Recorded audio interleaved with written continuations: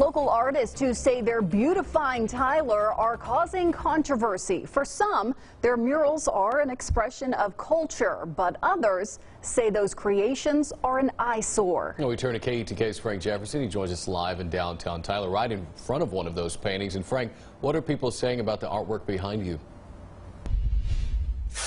Trent, Casey. Now, some people, they're calling this graffiti.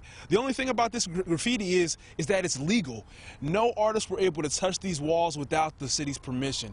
And the goal of these murals was that none of them were built anywhere but where they're supposed to be created, I should say, which is here in downtown Tyler.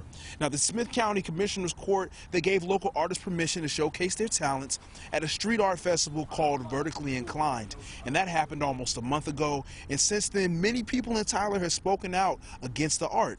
Now, some are taken to the Facebook page Tyler, Texas Rants, Raves, and Recommendations to share their feelings with others, and that post has been removed from the page, and people who live in Tyler have very different perspectives about the artwork. I would think that we would want to put things out there that depict Tyler as a whole, such as our roses, our pine trees, our ponds, our lakes, different things that bring beauty to mind and not things that might be put into different subjective matters in our minds. It really just, it brings me to emotion because it makes me feel like Tyler's becoming more inclusive. Like, they see us and they're allowing us to express ourselves. Craig went on to say he's worried the artwork might inspire other artists to vandalize other buildings without permission. Mencia says he sees the murals as a creative outlet that gives other artists the courage to express themselves.